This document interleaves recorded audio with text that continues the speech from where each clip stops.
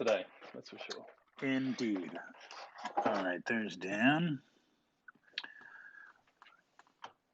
Again, we'll just let it chill for a little bit until go time, because I think we may get a special appearance from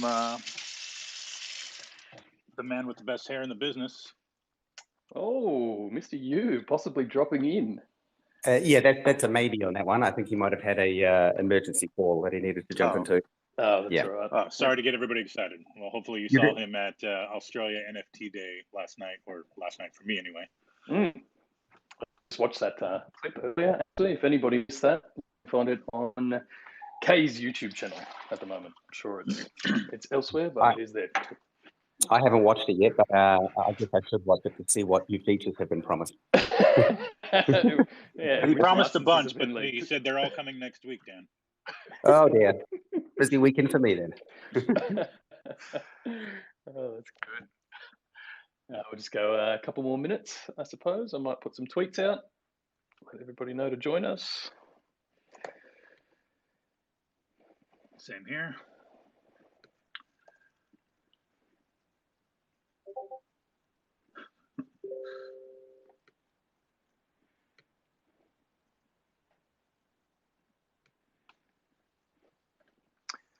To give everybody a heads up, we'll probably, unless Reese is having a good time, want to keep it going longer, we'll probably cap this one to about an hour and a half. Dan and I have a hard stop at 4:30 Pacific, so we'll try to get to as many things and questions as we can. I know a few of you have sent in questions via Twitter, so thank you for that, and we'll try to cycle up as many people to the stage as possible once we go through the updates at the top of the call. Again, just as usual, try to limit your question or limit it to one question each person so that we can get through as many as possible. We sincerely appreciate it. And just for anyone who may have missed the announcement, Frank Kozik could not join us today, but he will be going live tomorrow evening in it's called the VeVe Collectors Clubhouse chat. There is a link to it in our announcement channel, and I will post some more resources tomorrow, but I'll be jumping into that conversation. And of course, anyone from our team who would like to join is more than welcome to tune in. I think that's happening at 5 p.m. PT, and that's in the Clubhouse app. So you should download that if you want to. There's also a link to it from earlier today on the VeVe Twitter. Perfect. In fact, let me share that. Yeah, we did do a preliminary conversation with Frank before the release of Labbit's Series 1, which quite a few people would have been here for, but I know our community has grown exponentially since then. So if anybody wants to learn a bit more about Frank and his art styles, that's the place to be.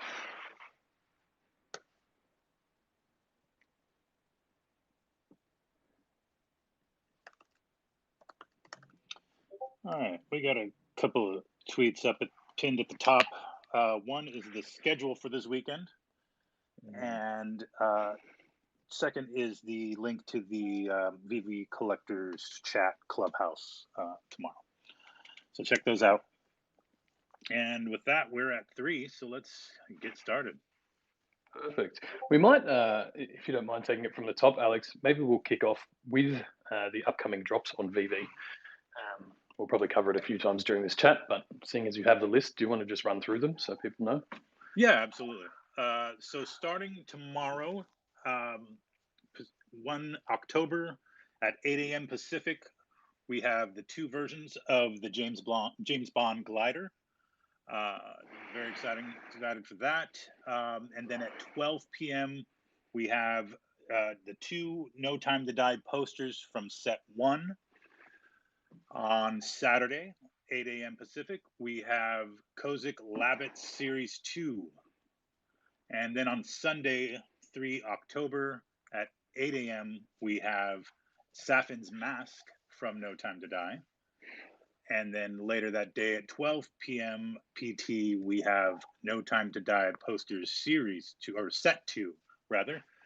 And realizing we have not put any further information on that yet, but just wanted to give you a little heads up that there will be that 5th drop of the weekend on Sunday afternoon. So we'll get pictures of that later today or probably tomorrow morning for posters set 2, and then we'll roll into next week, which will be busy as well.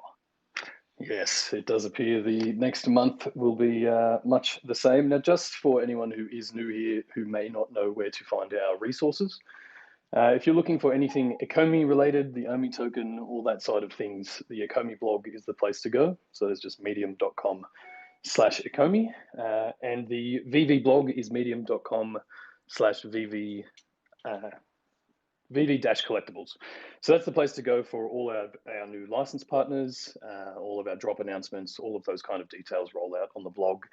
And I think we're releasing drop info 48 hours before each drop now, Alex. Is that the general time? Yeah, typically, I mean, I'd hate to commit to that, but it really depends on when the licensor approvals and things like that come in. But yeah, I'm trying to do it at least 48 hours ahead of time. Perfect.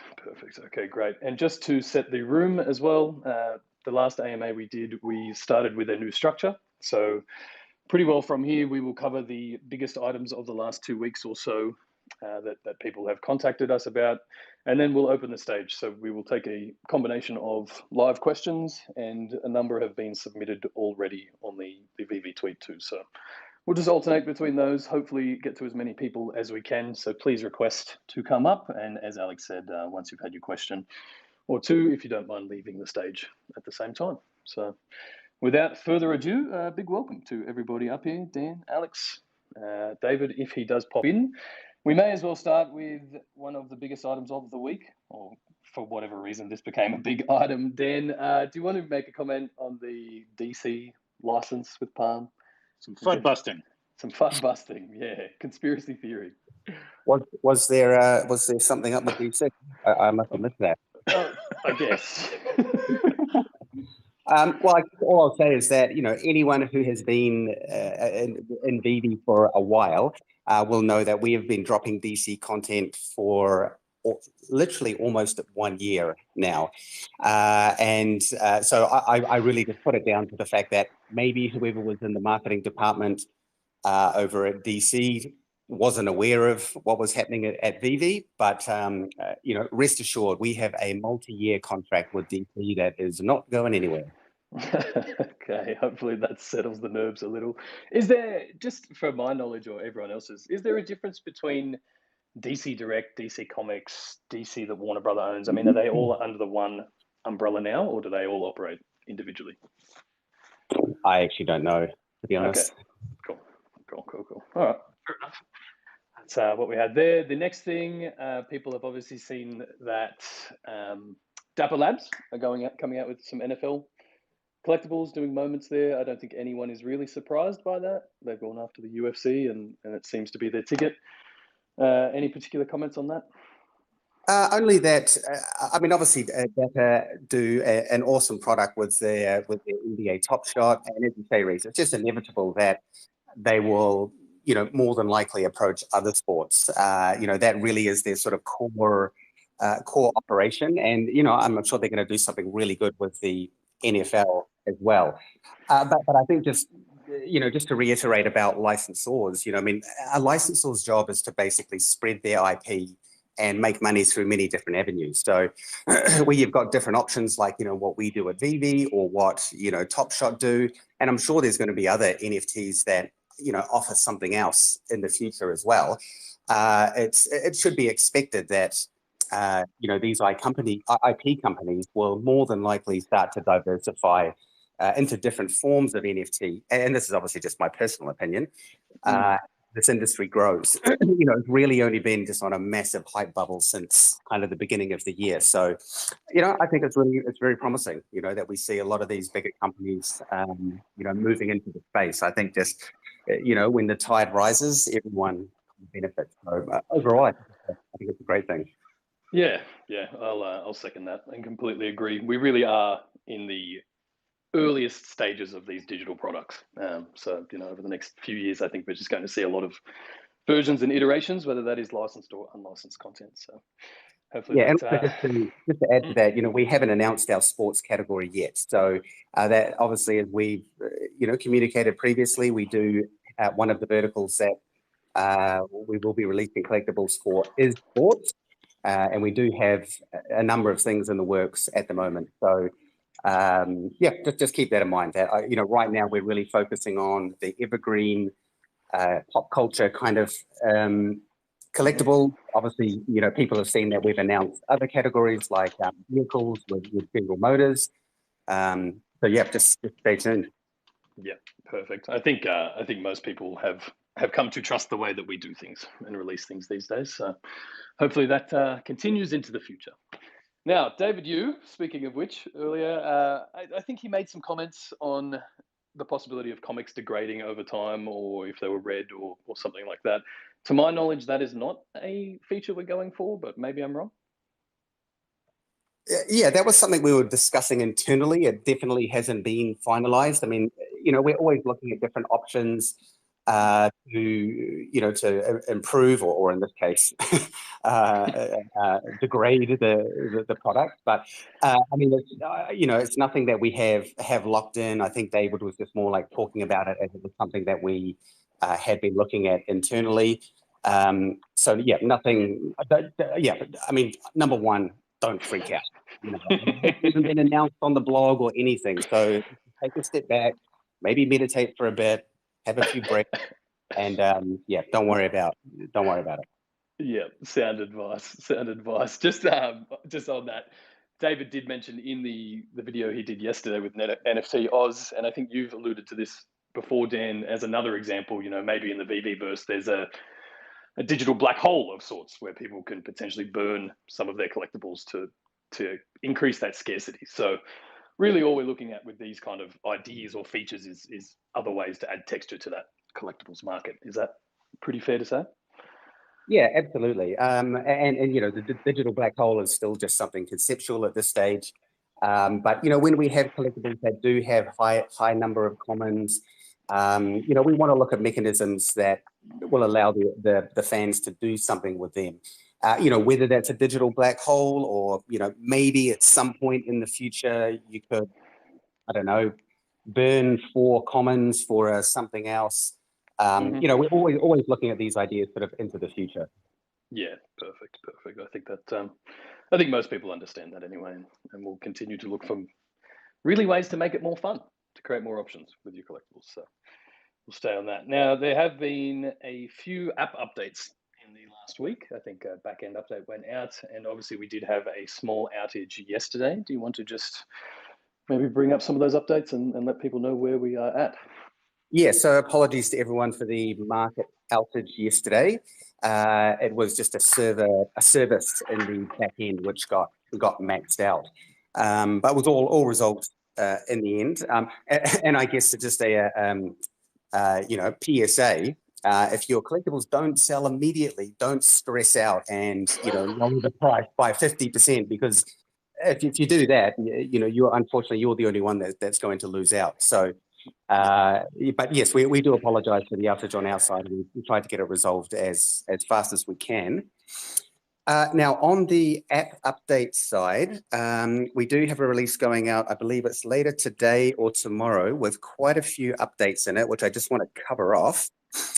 So the number one is that in your collection screen, we have now merged your collectibles and your comics. So when you're on your collection screen, you won't need to use that switch bar at the top anymore, and comics that you own will just simply show as another row on your collection. So it's much easier, way to do it.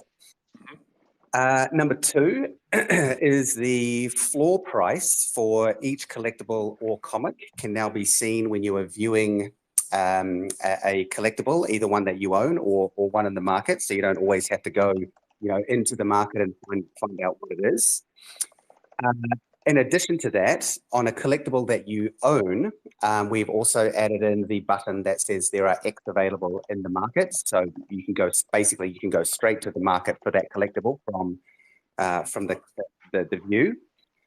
We've also added back in the last price paid. So now when you're viewing a collectible that you own, you'll be able to see, number one, how many are in the market. You'll be able to see the floor price, and you'll be able to see the price you paid for it. So hopefully that should, just make things a little bit easier for our fans. Perfect. The buy now button not showing, that was affecting a small number of users, has been resolved. What else have I got here? Oh yeah, in the store on the drop screen, some of the dates were a little bit off in terms of when the actual content dropped. So they have all been updated. A suggestion from one of our community members was when you are transferring a collectible from one user to another user, to show the from, who it's from. So, Reese, feel free to send me whatever valuable collectible you've got. I will say it's coming from whatever your username is. Yes, feel free to do the same. Yeah, okay, no worries. I can do that. Next up, we have when you're viewing your My Collectibles screen, there was an issue where the brand tags across the top were being limited. So that's now been fixed up. So you can see all the tags at the top there. Just makes it much easier to sort of filter your your collectibles. And also, as many of you are probably aware, notification refactor got rolled out yesterday. There was an issue with one of the notifications. So apologies to anyone who got bombarded, including myself, with notifications. I have actually asked the team just to disable that, and they're working on the fix, which I believe is going out today. And then that's out. Basically, all notifications will be back in the app. So if someone comments on a feed post, or anything to do with the market, notifications for drop, all of those notifications are coming back into the system. So that's going to be very, very helpful. So I'm looking forward to getting that one out. Yep, super helpful. Yeah, and then just so people know what we are working on now for the next release, is that we're making some updates to the way collectibles are listed in the market. So now when you click on let's say, for example, you go into market, you click on collectibles, you'll then see all the individual collectible cards with the number that are available for sale. And when you click on that, it will now no longer show each individual collectible card. We've actually consolidated it all into a much more tidy vertical list, given that there's just so much content in the market now. And then there's some additional filtering options in there. So there should be a much easier way for users to sort of browse through the collectibles and the comics that we have when there's a high number of them. So I think that's going to make things a bit easier. Definitely. Yep. We are also working on just a revision to the whole sort of market comic flow, which again is going to make it significantly easier now that we're starting to get a lot more comics in there. And to be honest, even I find the comic screen a bit annoying at the moment. So hopefully in the next sort of 1 to 2 weeks, we're going to roll that out. And it will basically group all of the comics, by the common cover. And then when you tap on one of the comics, it will then show you all of the rarities or the cover variants for that comic. And then when you click on one of those rarities, again, it will show you just a nice vertical list of the comics you want. So that's just going to make things a lot easier to sort of navigate through the comics section. And then the last one to bring up is in the same way that we've merged comics into the collection screen, we are also merging comics into the main store screen. And a part of that update also includes when a comic is dropping, it will also show in the coming soon section in the same way the collectible series show now. So again, just going to make it a lot easier for people to find the comics directly on the store landing page without having to use that damn annoying switcher bar, which everyone hates. It was a great idea. It was a great idea. It just it was necessary at the time, but I think most of our OGs know that we always evolve and improve, especially when we get great feedback. Yeah, From the absolutely. community. So yeah, we've obviously got a lot of other stuff going on, but that's the main sort of updates for the next app release. But yeah, keep an eye out today. I think we're gonna post on. We're gonna tweet the app updates when the new app has been released to the app stores. So yeah, definitely grab that one because it's got a lot of good stuff in it. I think, am I right that we're releasing some more detailed notes in the actual app store with each update now as well, so people can kind of find that information there?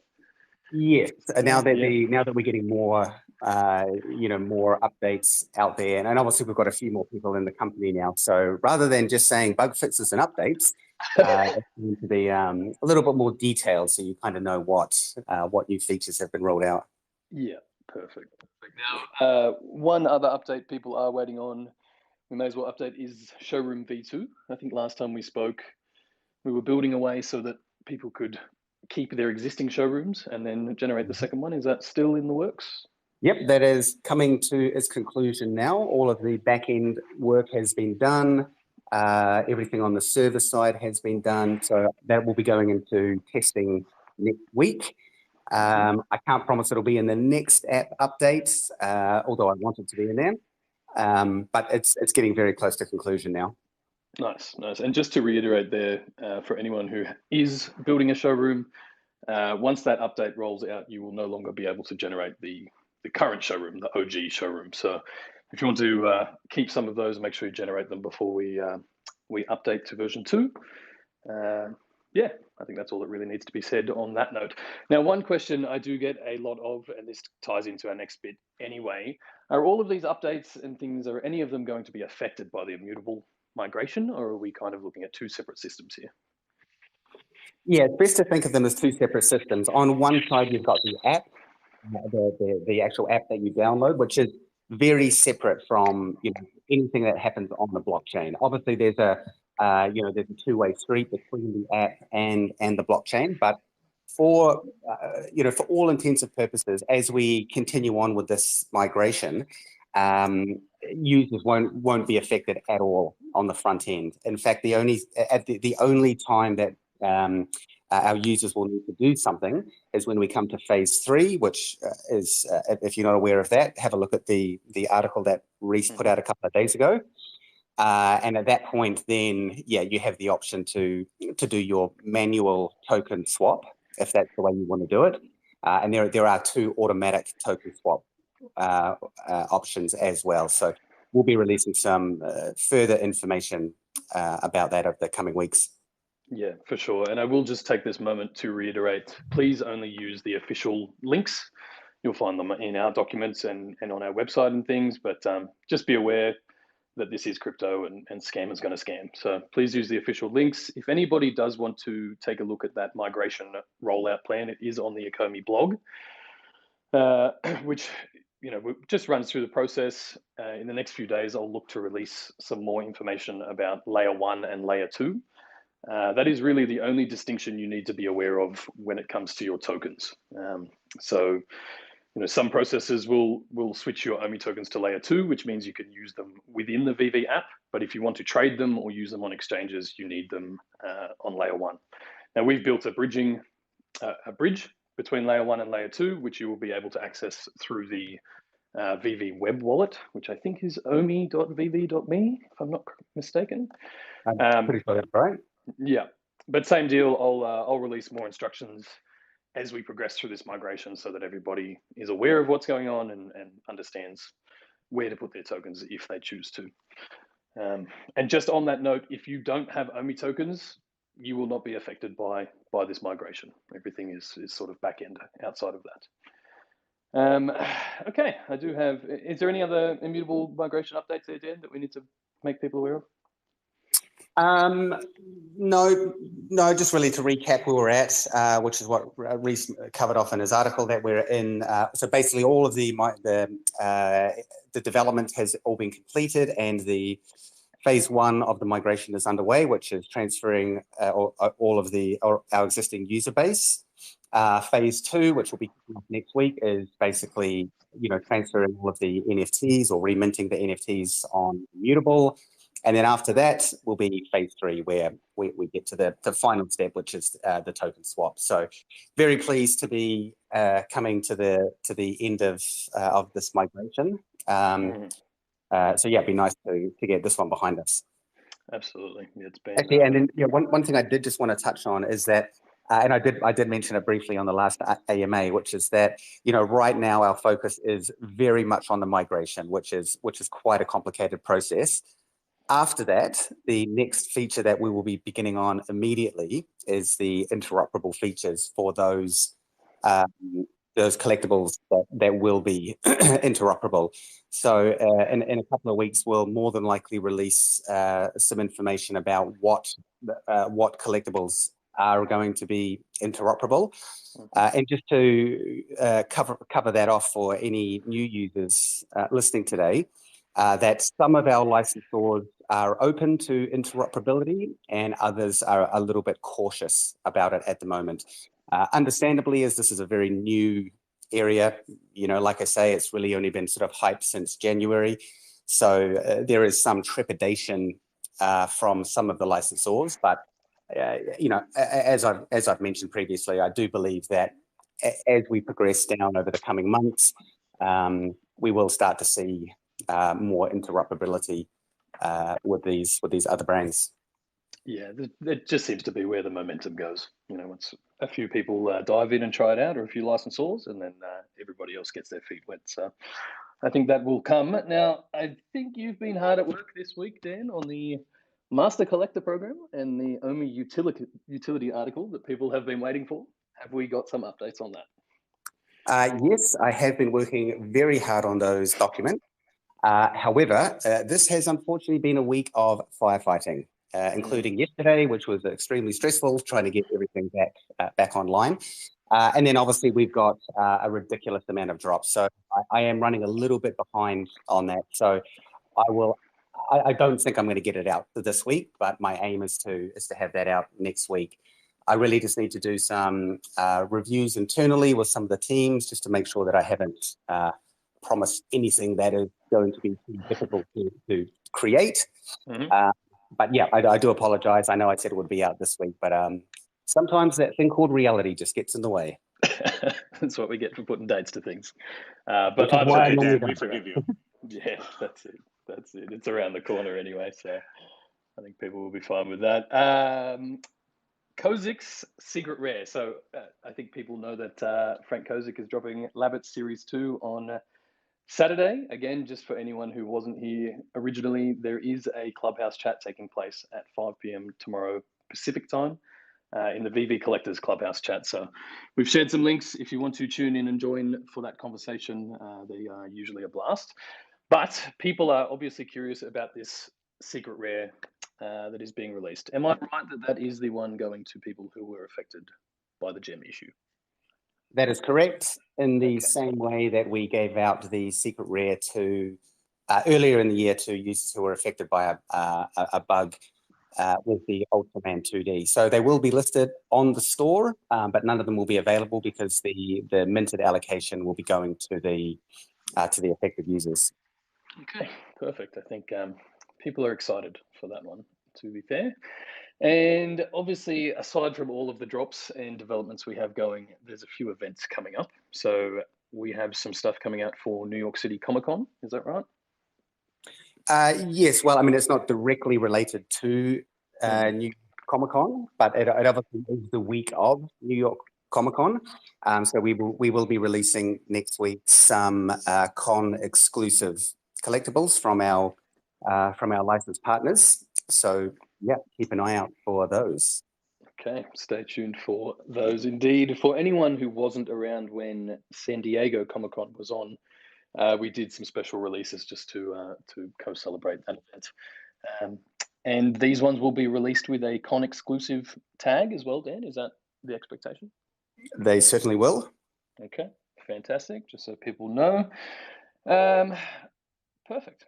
I think the last thing I have on my list, Rome wasn't built in a day. I don't know if that's for me to point out to people. No, that's for me to point out to people. Okay. And really, the reason I put that in there is, obviously I love to stay close to the community and see what the general sentiment out there is. And I saw there were quite a few people who were disappointed that the metaverse wasn't, was around 6 months or so away.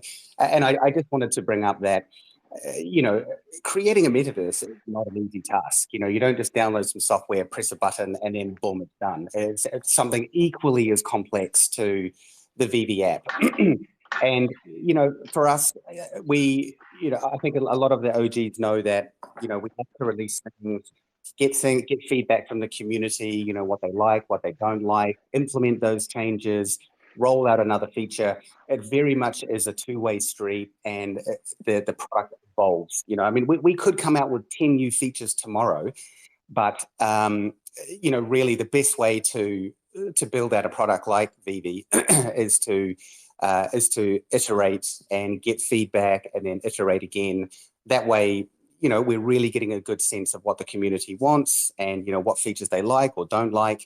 And then we can act on that fairly quickly, as I think, most of our fans have probably realized. So, yeah, for everyone out there who thinks that the metaverse can be created in a week, I'm really sorry to disappoint you, but it is a massive project, and it is going to be, 6 months to get out just the very, very first iteration of that. And that's no absolute promise. So don't message me in 6 months' time saying, Dan, you're a liar. We're always doing the best that we can. So I just wanted to bring that up to say that, these projects are very large and very intensive. So yeah, just a bit of understanding on that front. Oh, absolutely. And we really are working at the bleeding edge of these technologies. So I think for the most part, people do understand that and are very appreciative of the speed that we roll things out. So good to make that note. Now, that's all I had on my list. So, Alex, if you want to throw to some of these pre-submitted questions, and I might start to bring some people up onto the stage. Yeah, no problem. Let's go ahead and just do a quick reset, though. We covered a lot there at the top. So thank you, Dan, for joining and regaling us with all of these lovely, wonderful updates. So everybody in the crowd, let me see. Give you your hundreds for Dan. Throw up your hundreds. We are now over 1,000 people in the space. So give me all them hundreds, all the hundreds you can find. We're going to bring some people up on stage. We're going to try to get some new voices up here as per usual. I know we tend to kind of cycle through, or at least maybe the same people request every time, but we are going to try to get some new people up. Try to limit your question, or try to limit yourself to one question rather. And I will go ahead and start here on the Twitter submitted questions. I think maybe 70 or 80% of which were knocked out by Dan's DC update. But let's go ahead. One of the more frequent questions coming out of the last few drops is one that Lainey asks in regards to latency to AWS servers.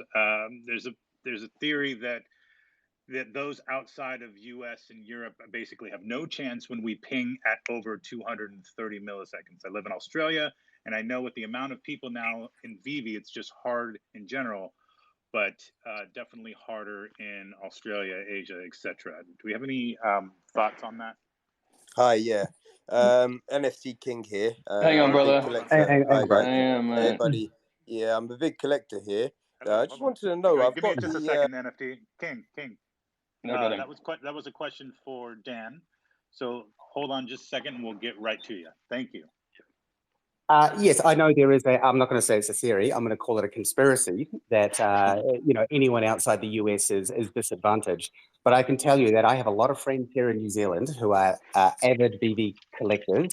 They have the oldest phones. They live in an area that in New Zealand, what we call the wop-wops, which is basically a whole lot of trees with slow internet. And I don't know what it is with these guys, but they always get lucky. So if people down here in New Zealand on a regular basis can get success, it just shows that there is, there's not a latency issue. The other point is that our traffic has grown significantly over the past 30 days. So ultimately, it comes down to supply versus demand. And I know that when people miss out, There's all I see is bot, latency, VeVe scamming, whatever. But it's actually not the case. We have a lot of bot protection in place, and the collectibles that do get sold are dispersed globally. Obviously, there is more in America because we have a much bigger audience in America, but I can assure you that the collectibles are picked up on a global level. Perfect. Thank you. So yeah, I know it's frustrating, guys. If you feel like you're looking up charts and things of ping times, and it seems like you're not getting drops because of it's, a lot of people also are not getting drops these days because whereas we used to be able to buy multiple comics on a drop, we're lucky if we get one these days. It's just the amount of people that have come onto the app. It's just a good problem to have ultimately. Wait, you guys get one? What? I did today. Damn, I'm out. I love you say we used to be able to get multiple comics. That was like 3 weeks ago. So I could get more than one. The distant past. Feels like an eternity. It does. All right, guys, can I have my question now? Well, sure. Why not? Thank you. All right. So I've got over 300 NFTs, huge collector. So I'd like to thank you guys, first of all. Great job you lot are doing. And I like the updates as well. I'm really impressed compared to a lot of other cryptos and NFTs. So thanks for that, first of all. Secondly, another thing, I've got a DeLorean, ultra rare. I used to be able to drive it on the first day, and then it stopped all of a sudden. What's happening there? Yeah, the drivability may be coming back in the future, so you'll just have to keep your eyes open for that one. Maybe, yeah. Why maybe? Because I bought it for that reason. Can you tell me the exact reason you took it off? No. Why not? Welcome to the party. No, why did you guys take it off? Really? Why did you take it off? It was never meant to be drivable in the first place. So, I've covered this a few times in AMAs. So, as I mentioned, we more than likely will be bringing out interactive collectibles. So, when that happens, keep an eye out and get ready. Sure. And have you got a timescale as to when you think you'll be converting gems to Omi tokens again? When we'll be able to do that on the Omi network? You mean the gem to Fiat? Yeah, Fiat or gem to Omi. Is it going to be gem to Fiat, actual Fiat, or is it going to be gem to Omi and then we do Omi to USDT? What's the process? It's gem to Fiat is the first thing we're rolling out. So just to give everyone a quick update on that. We have passed all of the regulatory conditions, which is great. That was a mammoth mission to get through that. And now we are about 40% the way through just integration with our banking partner. So I anticipate, maybe a couple of weeks, depending on how it goes, but we are down to the final step on that one now. So I know everyone's Is that worldwide? Is that worldwide or in specific countries that you're getting close with banking partners? It's worldwide. Fantastic. Yeah. So once that banking partner is confirmed, they will be processing it into our local bank accounts. Correct. Oh, fantastic. Good news. Yeah, that's what I wanted to ask. Thanks for your time. Thank you. Thank you. Thank you. Hey, guys. All right. And bro, perfect. I don't even have to bring people up. Just for sake of I'm sorry. To keep it orderly, we'll call on you when it's your turn. So no need to jump in. We'll get to everybody. We'll only have a few people on stage at a time, and you'll know we'll definitely get to you. So if you're on stage, know that we will get to you eventually. Thank you. Yeah. Perfect. On that note, maybe we will bring you up, Marcus Brown, if you have a question, and then we'll throw back to some pre-submitted. How you doing, guys? I apologize for jumping in. I apologize. All good. Welcome to the stage. I've been in Omi since February. Been loving the progress, everything about it. But I just have one question. I was trying to update my profile today, and basically I would update it and then add something, and then it'll say save, and then it'll say you'll get a one-time generated code to your email address. But I haven't been receiving the emails. So that's just the only issue that I have. But besides that, I'm here for the long run. 10, 20 years from now, hopefully my grandkids can see these NFTs and be impressed with what I've been doing. Thanks, mate. Thanks for the support. Just on that, it could be one of a couple of things. The obvious, it could be going to your spam folder. The second one, if you maybe accidentally unsubscribed from our emails at some point, that could prevent it. And otherwise, just open a ticket at help.vv.me and the support team will help you sort that out. And on that note, for anybody who needs support, that is the place to find our knowledge base and contact our support team. So help.vv.me if you run into any app issues on the way. Yep, and I think just on that note, we will be removing the 2FA from the profile, just because it's, you're just updating your profile. There's no transfer of assets or any kind of security around that. So we will be removing that because it is a bit of a pain at the moment. And on the note of the help.vv.me, Noah behind the scenes has been working on a very comprehensive VeVe 101, which we will start to load up fairly soon for anyone who doesn't know how to use a particular feature or wants a little bit more information on it. And of course, for new users coming in now that VeVe has become a fairly complex app. Yes, I think people have been requesting some, intro video walkthroughs and things. So I think we'll try and cover that off at the same time. Does that answer your question, Marcus? That's all you needed up here? Yeah, thank you guys. I appreciate it. And maybe it was one more thing.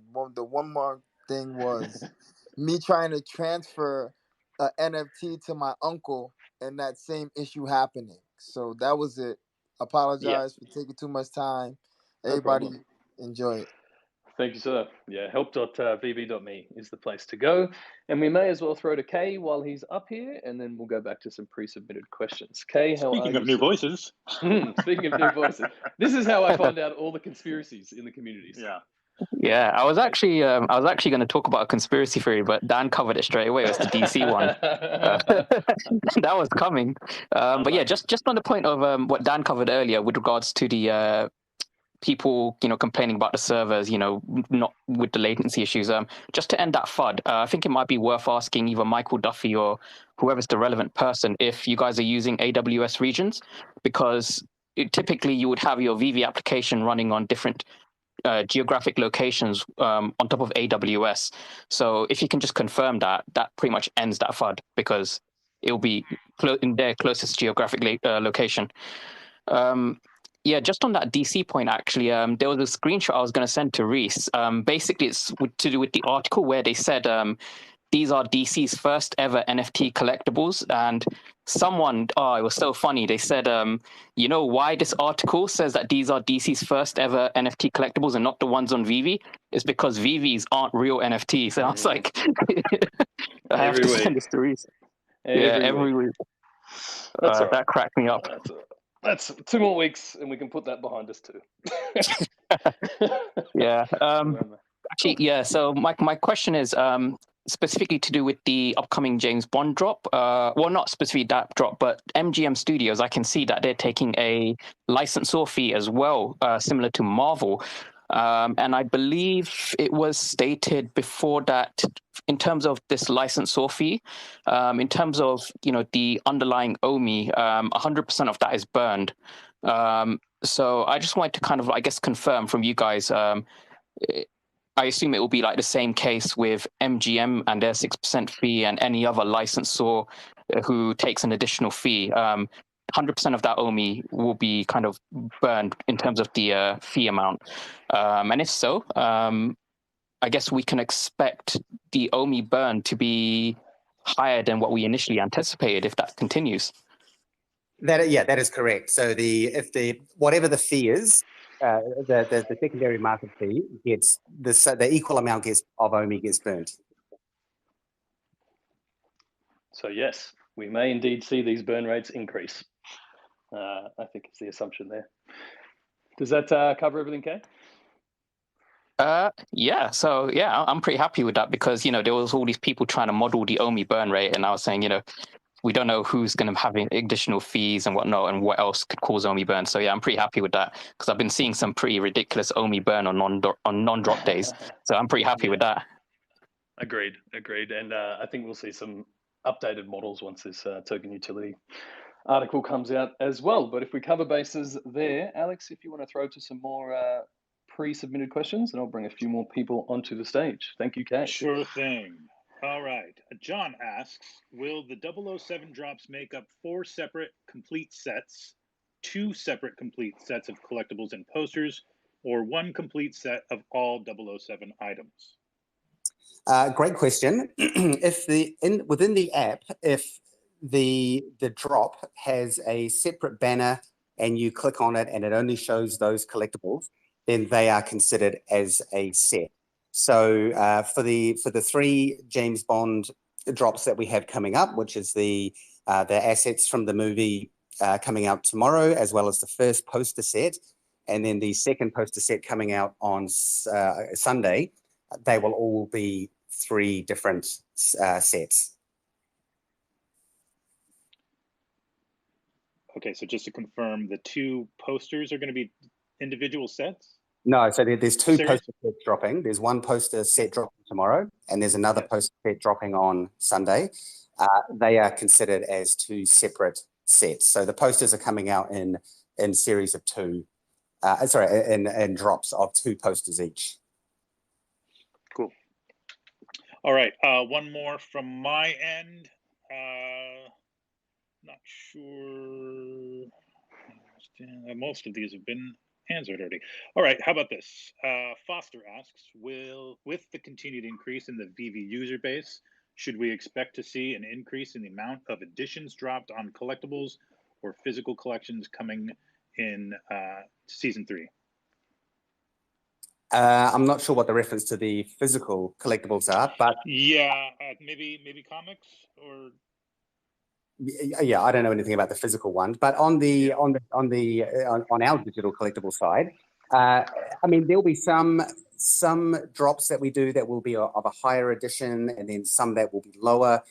Really, just we want to make sure that we maintain or keep some texture in the drops that we do, but also we need to make sure that they still remain collectibles, as in limited edition items. So it's unlikely that we will scale the drops as our audience grows like dramatically.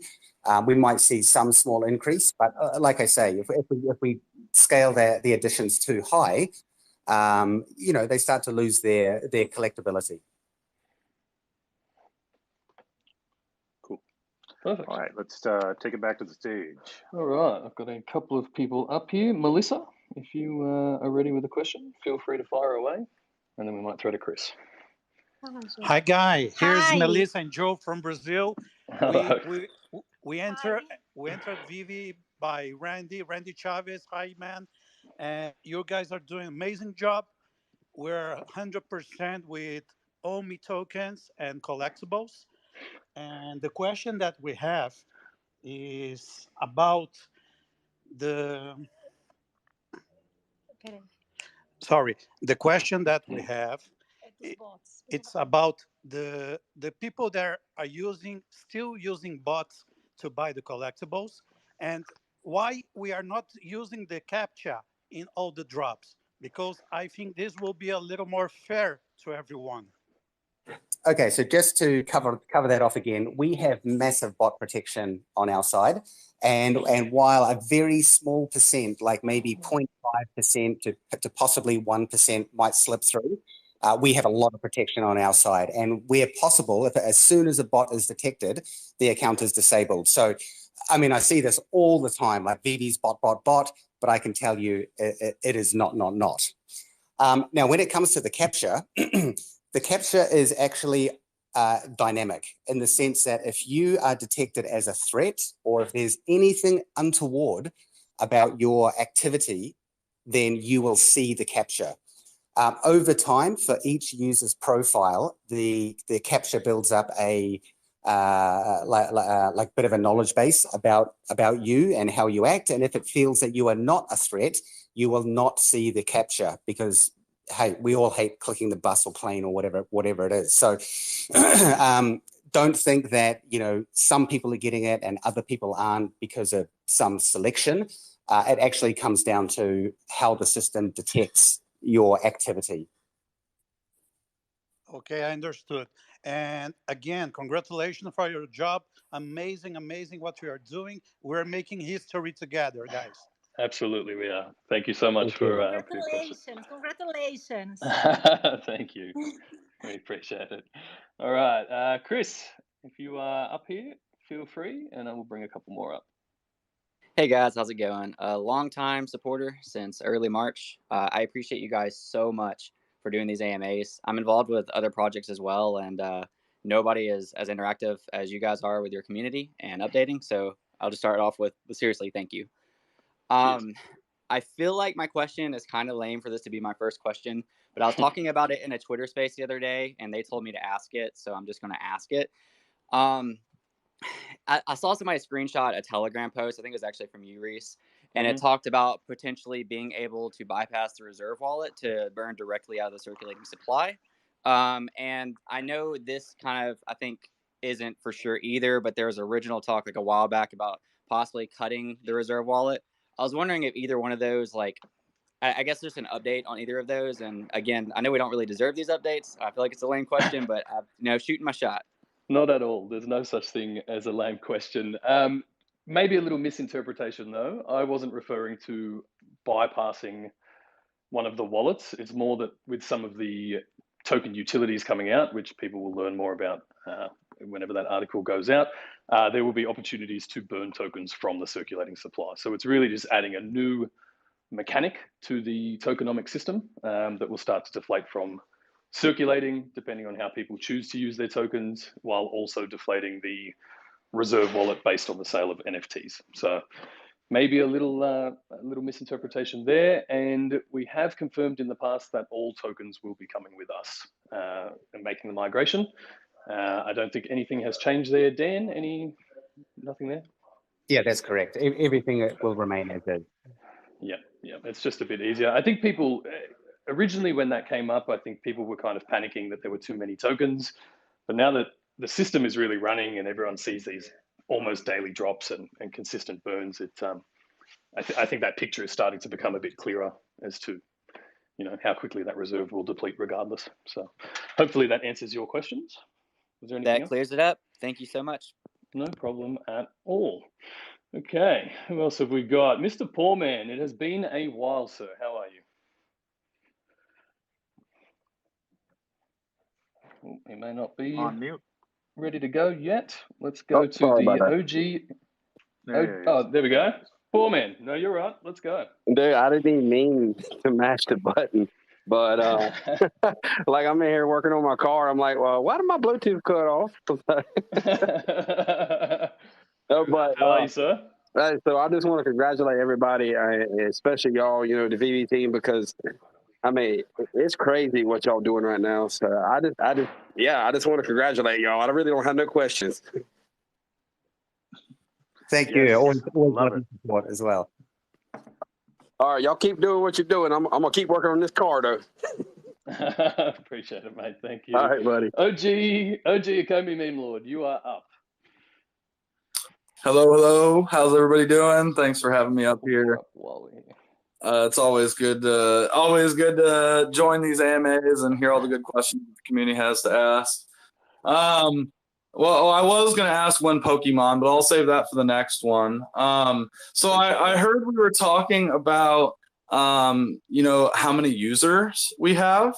And I seen, a couple weeks ago, I think we seen that it was just surpassed over 700,000. And I've noticed it's gotten much harder even since then. So do we have an update on how many users we have on the platform as of now? I won't disclose exactly how many users we have, but we are growing quite significantly on a daily basis. And that also ties into why it is getting harder to, maybe get some comments or participate in these drops. So, thanks to everyone in our community who is sort of spreading the word about VeVe and posting great videos and great content. It's definitely helping to bring a lot more users onto the platform. Okay, awesome. Well, I appreciate it. Thanks, guys. And, always stay fuzzy. Thank you, sir. It's such a double-edged sword, isn't it? You want more people on the platform, but then it makes it harder to get collectibles. So it's a funny thing to watch. Okay, we might throw to Waffles. If you are up here and ready to go. Hello. Yeah, hi, calling in from Dubai. Just want to say you guys are doing a great job. I just had a simple question. Hmm. Regarding the comics, like before the drop today, like I saw that some of the drops, like example, like the secret rare or rare, had like some editions that were already sold before the drop. Is that normal, or is that like allocated to the team, or is that like a glitch on my end? Do you know what I'm talking about? Yep. Yes. So basically, with all of the collectibles, and that includes the 3D assets and the comics, there is a portion of each rarity set aside. Now, just to totally quelch this, they don't all go to the team. You know, we're not all sitting here on hundreds of collectibles ourselves. You know, they are allocated for licensors, they're allocated for promotion, they're allocated for artists. So that's why the company holds some back. Also, because we would have no chance in the drop to get, you know, the amount that we need to allocate to the licensors as per our contract. So, yeah, the team, you know, we might get one or two at some point in the future, but that is the reason. Collectibles and comics, there are some held back in the company wallet. Please let me know All how right, I can man. apply for these 1 or 2 collectibles. Then that I sounds can great. confirm that I have paid for Yeah. all of my collectibles. All right, When you man. know, Thank let you me so know. much. You guys are doing a Yeah. great job. Thank you, mate. We appreciate Thanks, it. Thank Waffle. you. Bye bye. Really do. All right, Claire, welcome to the stage. Hi, yeah, thank you. Just want to say I am super excited for all the drops in as far as I love the idea of having all these collectibles, but the reality of how much this is going to cost me is probably going to send me into a frenzy before Comic Con. But yeah, it's just, I think it just feels like it's stepped up a level. That's the only way I can explain it. And it was always been exciting, but it's just another level of excitement. I've been asked to ask a question from somebody from the UK, and they thought I'd be awake, even though they're not. And his name is Nathan, and his question's actually really good in as far as at Christmas, he says, family and friends ask him what he wants, and he never really knows. So they always end up getting him Amazon vouchers. So is there a sort of plan in the future that we could actually have like VeVe gem vouchers that people can buy us to spend in the app?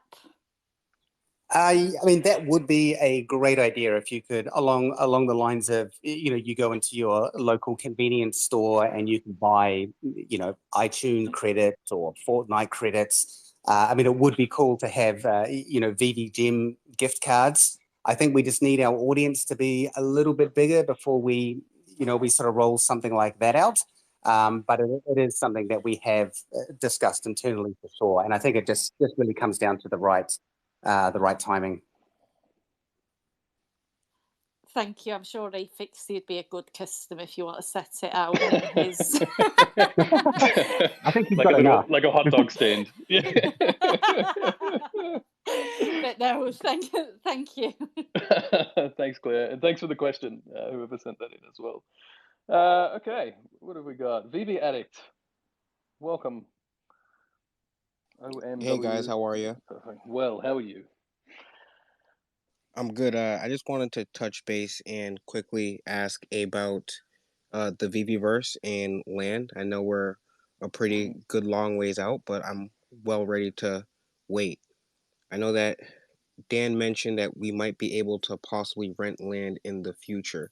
I just wanted to know if there's any establishment that you guys might plan on having, whether it be like a brokerage or an Airbnb platform where people can facilitate rental transactions. Like, let's say Kanye West wanted to throw a party at Ray Fixie's mansion next to the VeVeverse #1 museum, and Ray will charge him 500,000 Omi for the month, or whatever the case may be.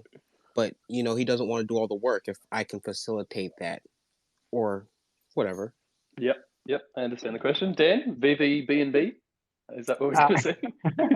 Yeah, well, I can't say that we're in a partnership with Airbnb at all. but yeah, the idea is to allow is to build out renting facilities, and I mean, this is something for further down the line, and that would include things like your land, exactly as you say. If you've got an epic, home in the VeVeverse, and someone wants to rent it off you for a watch party or a concert, that is what we are aiming to do. And also along the lines of collectibles as well. Like let's say you want to go out over the weekend and take photos with with a golden lucky, but you don't have one. We're aiming to build in a feature where that can be rented off another user. Perfect. And just in case anybody needs a VeVe loan shark, I will be taking applications. Happy to assist there. Lower fees, right, Rick? Yeah, that's it. I'll break your digital knees. Did that answer the question? No, it was a great answer. Thank you guys. I do appreciate it. It's just been a mayhem in my mind since it was mentioned. Yep. And look, just on the VeVeverse, obviously those details will be released much closer to the Metaverse version 1 going live. So hopefully we can all remain a little patient on those questions until we get closer to that release. That said, I have probably a VeVeverse V3 question from Twitter. Any plans for integrating? I'm sorry, Down asks. Any plans for integrating community-made assets in the VeVeverse? Think about Sims and those custom-made assets or mods that anyone can download and integrate into their own experience. I know this is freaking hard, but mods would be amazing. Fire emoji. As part of the VeVeverse, I am definitely looking into creator content. Obviously, that is, going to expand out the offering of what people can do in the VeVeverse, whether it's, having something unique that you've managed to purchase off another user, or it could be things like, in your avatar, maybe we allow the option to download the template, and then, I don't know, maybe we can have a couple of Reese memes on your t-shirt. There is quite a bit of work involved in that, because obviously we need to have you'll have to sign up as a creator. Then there's going to need to be some sort of submission and approval process for any content that goes onto the platform. So I do think it's a good idea, and it is something that that I have scoped out to some degree. Because like I say, if we can allow creators to come in and offer their own content, whether for free or paid, I think that's a really good addition to the VeVeverse version 1000. Yeah, just a little way down the line. Just while we're touching on customization, have we got any accessories updates? For anyone who may not be aware, there are planned accessories for your digital showrooms, but anything there, Dan? The accessories is next to go back into the pipeline. Obviously, we're all kind of hands on deck with the migration and a few other features that we are building out in the back end. It'll be released a bit later this year. And then obviously we've got the web platform and a whole bunch of other things on the go. So I am super excited for accessories, because it's just really going to allow us to take showrooms to the next level. So I don't have an exact date as to when that is going to be rolled out, but it is coming back up in the development schedule. Perfect. Back on the table. That's what people will want to hear. Now, just to take a moment and reset the room, we have been going for an hour. We will go for another 30 minutes or so before we have a hard stop. If anybody was not here in the beginning, the first half an hour or so, we covered most of the big ticket items. So just keep an eye out for any recordings after this to catch up. And Alex and Noah will also post a recap on the Twitter thread as well. So keep an eye out for that in case you've missed anything. Outside of that, we do ask you to please keep your questions. We'll try to keep them to one, and I'll just send you back from the stage once we are done.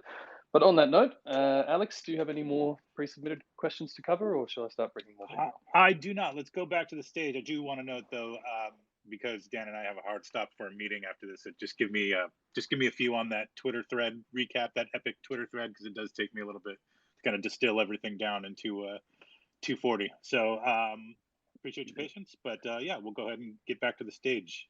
Okay, I great. can run it from here if you want, Reese, Yeah. or you can Go for okay, it, man. cool. Okay, All right, let's go with Austin. Hey guys, how's it going? Really well. Awesome. Good, man. I love what you guys do. I'm a huge fan. So my question is regarding the scarcity of land.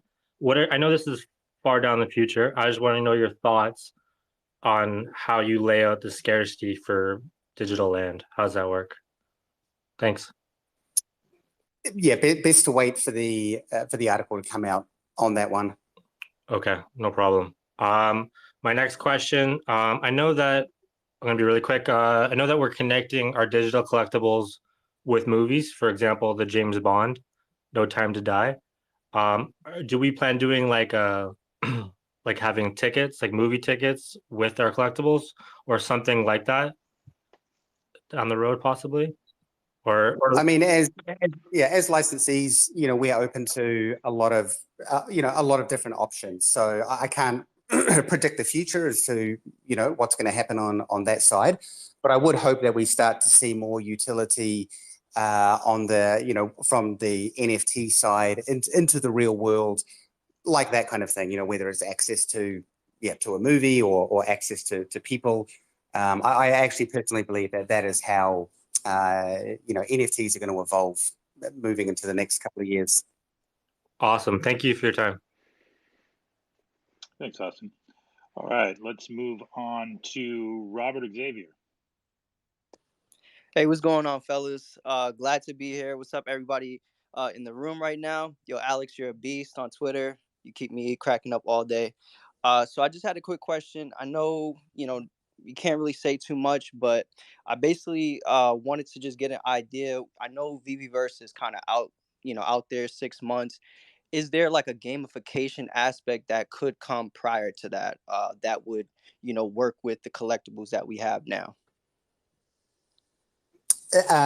I'm going to say no, because even the VeVeVerse itself is going to be more of a social experience to start off with. Obviously, adding gamification is a hot topic, and I think personally would add a lot of fun and a lot of utility to the collectibles. So I do want to see gamification of some form in the future. But in terms of gamifying the sort of collectibles that you have now individually, there is nothing planned up till the VeVeVerse. Perfect. Thank you so much. I really appreciate the way you answered that. Thank you. Right on. Thank you for joining. Let's move on to, we had somebody up here and then we lost him. Okay, well, let's move on to Espinoza. Hey, guys. Hey. Hey, mate. Hey, so my question is, what are the plans for what are y'all's plans for like bringing Pokemon into the VeVeVerse? Next question. Oh, I'm sorry. That's a question that's already been asked. I apologize. No, it's all right. I don't know if you're aware of the long-running joke that somebody asks this at least once every AMA or No, I'm maybe. not. I'm so sorry. Okay, that's all right. That's fine. Yeah, it's our favorite question, to be honest. Yeah. Official response, Dan? Official response on that one is that we never release information about licensors until they are dropped, and there is no confirmation of anything. I'm so sorry. I feel like an idiot. That's My bad. all good. No, you're all good, mate. You're all good. Yeah. All right. Thank you, guys. Yeah, no problem. Let's go with Chandler next. Hey, how's it going? Appreciate it. I had a quick question in regards to the serial killers, actually. I remember seeing an article where, you collect all the serial killers and you can make, the last fat breakfast. Is that something that's going to be done through the app, or is it simply just something like lining them up in like the order of the last fat breakfast? That is not an article that I'm aware of, so maybe it was more of a community. That was me. Article. That was me. That was you. That was me. Let me articulate so that we get a lot of questions about this, to be honest with you. Yeah. So there is a prevailing theory that if you collect all three sets of serial killers, that it somehow unlocks a secret rare. I've been telling people that I don't think this is the case, but I would love for you to chime in if you feel otherwise. Well, obviously being a secret rare, we can't allude to that. No, that's when I put that in the article, it was more to highlight the work of Ron because those characters do make up his painting, The Last Fat Breakfast. So obviously, if you own all of those, you can line them up and recreate it. I think in the future there was talk of those kind of customizable backgrounds, things like that. So maybe a frame becomes available from that painting as well. Dan, any ideas on that? Yeah, I mean, it could be something that you might be able to set up yourself. Once we have accessories, you might be able to add a table in there and then line them up as per Ron painting. And then with the one of the new showrooms that we have coming up, which is the empty space. This won't be in phase 1, but in a later phase, we will want to add the option in there of adding a specific background in there. So, I mean, ultimately, it's not going to be anything that we're going to release, but it is something that you could do as an owner of if you have the whole thing. Awesome, appreciate it. Thanks, guys. No problem. Thank you. All right. Well, it looks like we lost Akil. Let me add him back because he was next, and then we'll, if he can connect, we'll go with Akil, Black Excellence. Yeah. I think I've just invited him up. So once that Akil, connects. you there? Yes. Yep. Everyone. My question is can we, and I DM'd out to see if we can get it, but can we get some clarity and just clarification on the NFL situation? I know a lot of people are worried, not worried, but I keep thinking, well, it's not a big deal when it comes to licensing. This happens all the time. One corporation or company gets licensed by 30 different brands. I mean, it's not uncommon, but just so you guys can just say it publicly. Thank you. Yeah, I did cover this off right at the beginning of the AMA, and you are exactly right. These IP companies, their job is to spread the word and to spread their IP out to as many different areas as they can.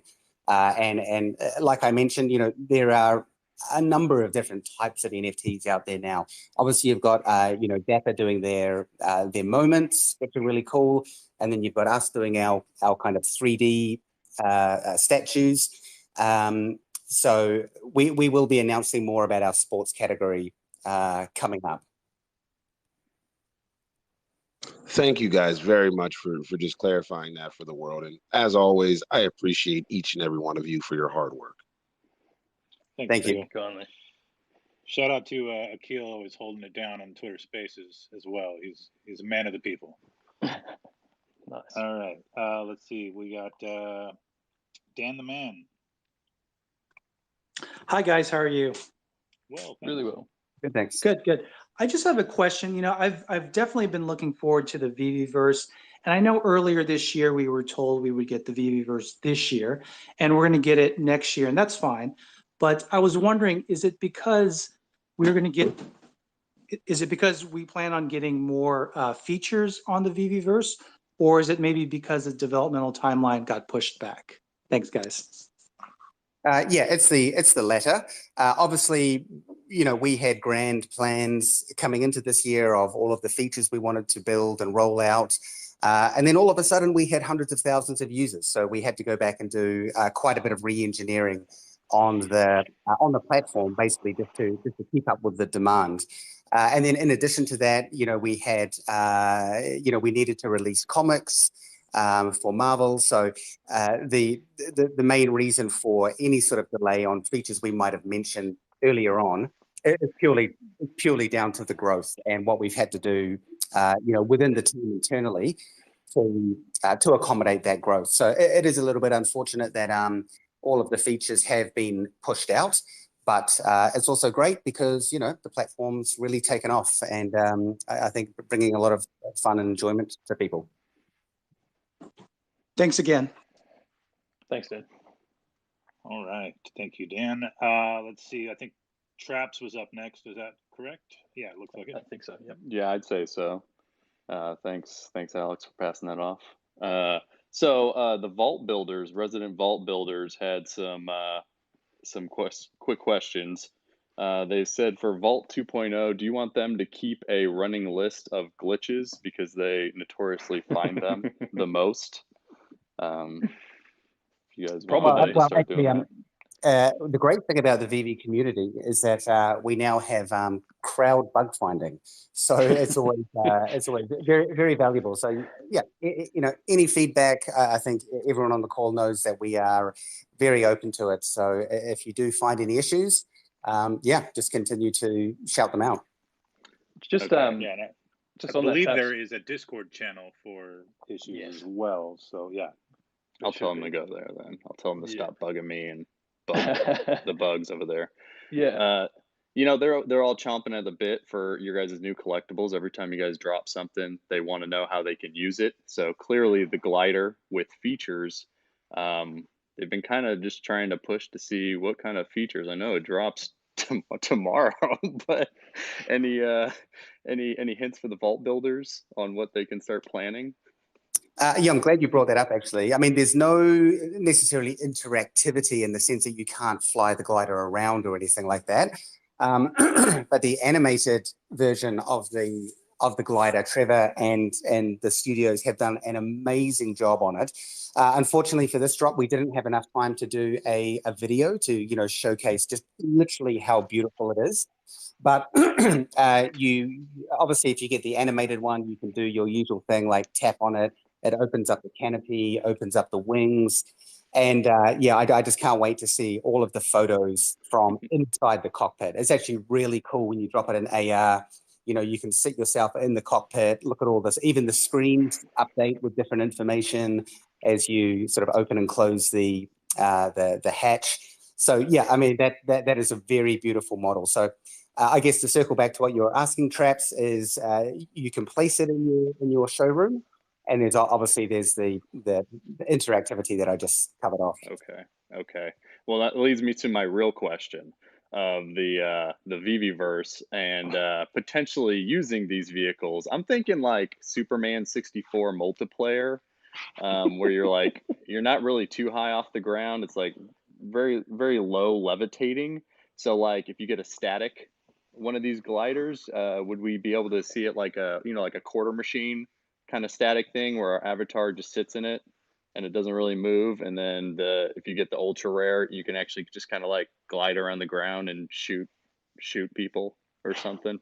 I'm not sure about shooting the fan, but I mean, ultimately, my goal is to have a higher degree of interactivity. I mean, I think everyone wants to be able to drive their DeLorean or drive around the Ecto One or the other vehicles that we have coming up. So no promises, especially in V1, but ultimately that's the plan, is that we will be able to utilize those collectibles in some way. All right, cool. Yeah, I'm thinking darts, Nerf darts. Thanks, Traps. Thanks, guys. Thanks, we have 15 minutes left, and I think we have a few people left on stage. So, no super rare questions or real questions, as Traps put it. Let's go ahead and move on to Brian. Hey, everyone. I have a quick question. I'm not sure if this is something that y'all are working on or have thought of, but I would love if there's a feature where you can, let's say your showroom, you have a certain way, and you can save the way you have it in your showroom, however you designed it. But in case you change it, you can reset it back to the way it was before, because 90% of my collection is comics, but the 10% of the digital collectible statues that I have, I notice like when I move them around, I like them one way, but then when I want to change it again, I'm like, I don't like it. Now I have to put everything back, and it takes quite some time. So will there be a feature where you can reset, or like you can save the way you had your showroom design at some point, and then if you change it, you can reset it back to the way you had it before? In version 2, we don't have the ability to save a state, really, which is kind of what you're asking. If I can save all of my collectibles in a specific type of format. However, in version 2, we do have already implemented the undo redo. So if you do move your collectibles around and you think, oh, damn, why did I do that? It looked way better how it was. You will be able to undo all of those steps to revert it back to how it is. But I'll have a think about the states option. yeah, it's a little bit complex, but it potentially is something we can do. So I'll put it on the scoping list. It's like a saved game, right? Like a checkpoint we can go back to. Right. Wonderful. That's it. Thank you so much, guys. I really appreciate it. Thank you, Brian. All right, let's move on to Mook.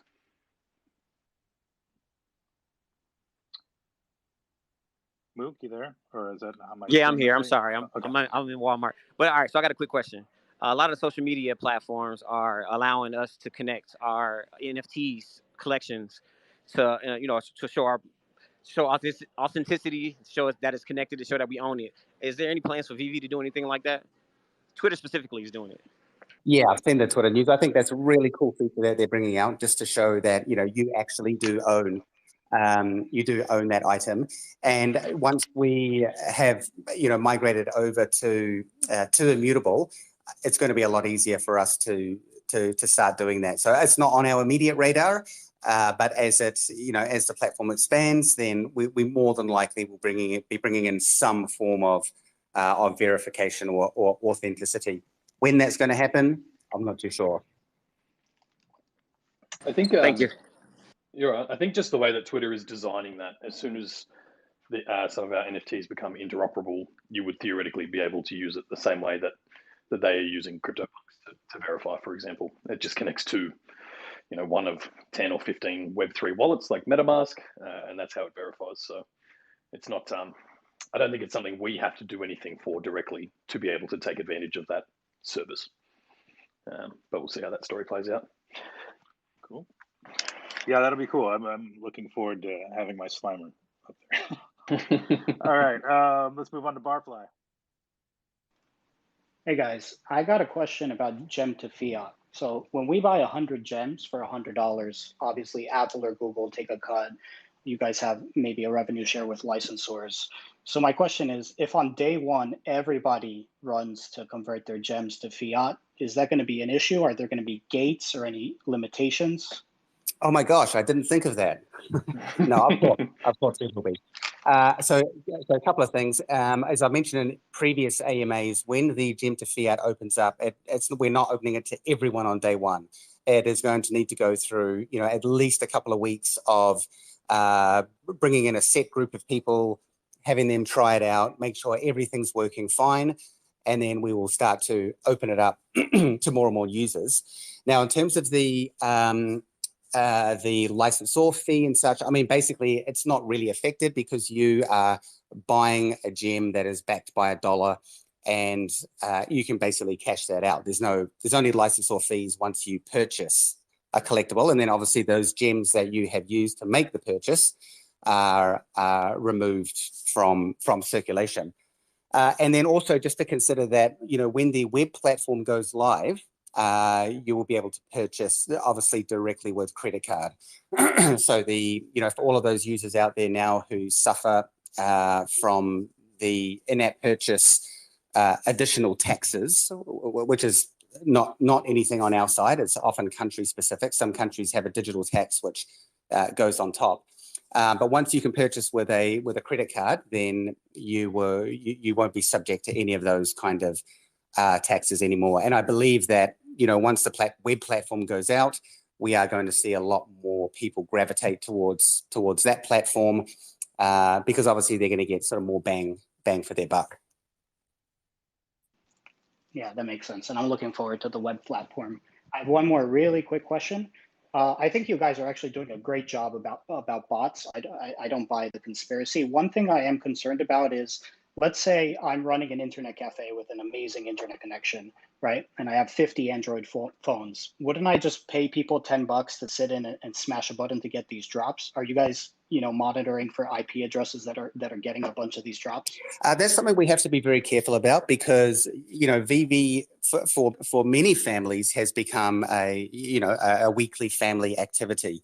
And, banning IP addresses actually opens up a whole raft of issues. Like, for example, let's say you work in a skyscraper in a city, and the office you work in has one IP address, and then there's 20 VeVe collectors working in that office.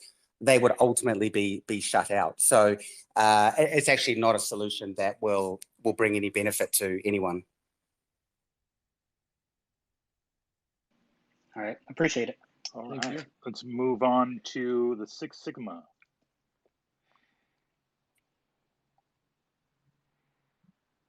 You there, Six? Hello. Yep. Sorry about that. What is the team's plan for a more comprehensive customer support system? I'm kind of having a frustrating issue with your guys' customer support team right now. I was recently locked out of the marketplace for an unpaid auction, even though I knew I hadn't bid on anything in particular. And after a lot of back and forth with a customer support rep, I was later told that I was blocked for unusual activity and possible bot activity, even though that's not true. And yet I really didn't get any, I got a bunch of vague responses and really, I guess, just poor answers. And I want to know if there's any plan for something more comprehensive in the future. Well, sorry you were affected in that way. If your account is flagged for something like that, then we do have automated processes in the back end that will do things like disable the market access, or, for example, as you mentioned, if someone doesn't pay. But I mean, our support team works very, very hard. I'm sorry that you got some vague answers. Maybe they were having a bad day. But overall, I'm pretty happy with how the support team is working. They churn through the tickets very, very quickly each day. I guess we can, as the company grows and our user base grows, we'll be bringing on more support. But I mean, overall, our support rate is pretty up there. But I am sorry that you are an outlier and you had a bit of a difficult time with them. No worries. Is there some sort of internal procedure that you guys have outlined for like a timeline for resolution of something like this? Because that's really what I was trying to ask the support ticket person, is how quickly can I get an answer to this problem? Because I know the original lock is only a 3-day lock if you don't pay an auction, but after the support person going through my records, they said, oh, you don't have any unpaid auctions, there must be something else. And then they eventually found that it was blocked for unusual activity or bot activity. And then I just wanted to inquire, what's the timeline? All I can say is that sometimes these tickets take a while to investigate. So it's not like they're just sitting there twiddling their thumbs or off down at the pub for a beer. Often they have to go into the database. They need to check your account. They might need to verify with developers. So it can be, sometimes it can be quick, sometimes it can be long. But it just totally comes down to the to the scenario. Okay, got it. Thank you so much. Have a good day. All right, thank you. It looks like we probably only have time for one more.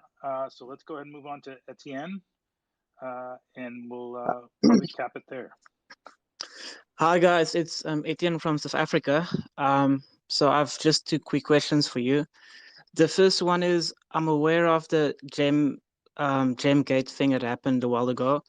And I think like most people are aware of it, but there's another thing that happened where some of us, a very small amount in comparison, who purchased NFTs from the store, like from the actual, not the market, like the uncommon Captain America.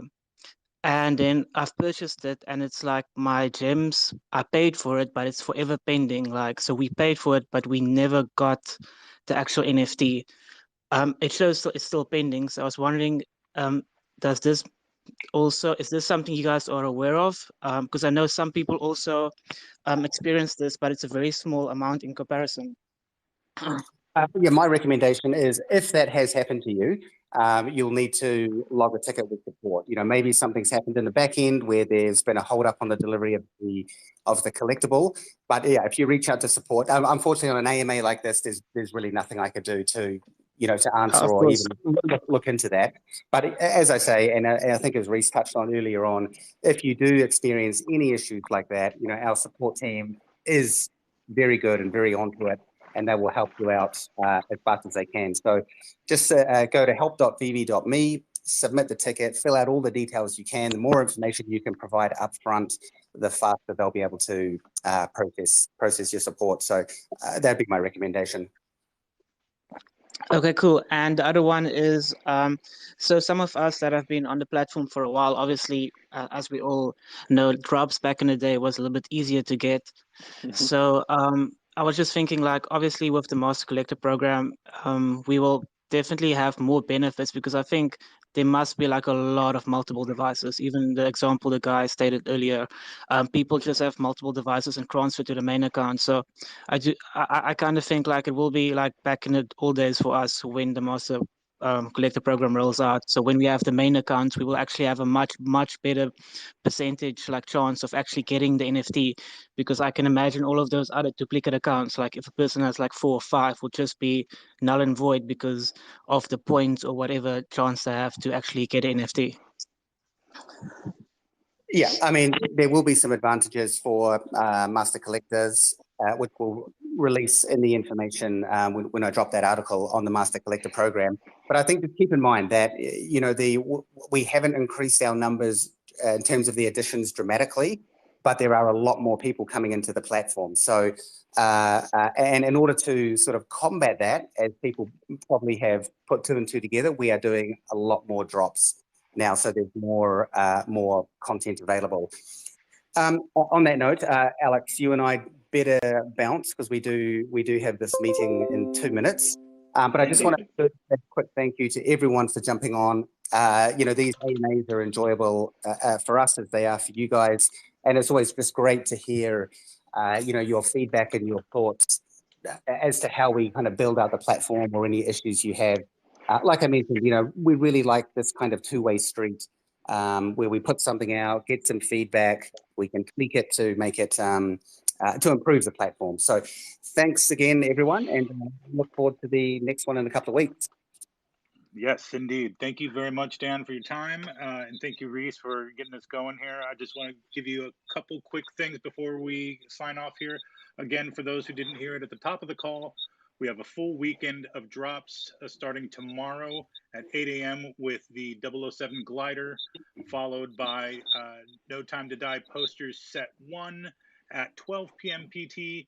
On Saturday, Frank Kozik Labbit Series 2 at 8 a.m. PT.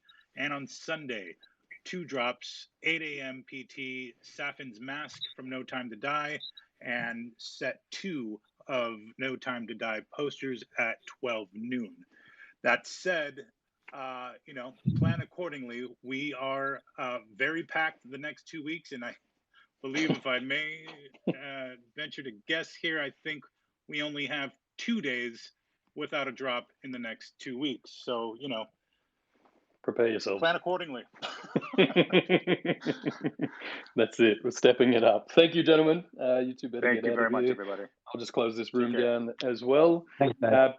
Big thanks from me, guys. Just in case anyone missed this as well, tomorrow night at 5 p.m. Pacific, we will be having a chat with Frank Kozik in the VeVe Collectors chat. So if anyone has not joined that Clubhouse chat room before, and I will reiterate that that is on Clubhouse, there is a link in the Ecomi announcement channel. That's t.me/Ecomi ANN, and that will take you there. But I will promote and post some links for it tomorrow, so everyone can join. On that note, thank you everybody for coming by. We will see you again in 2 weeks.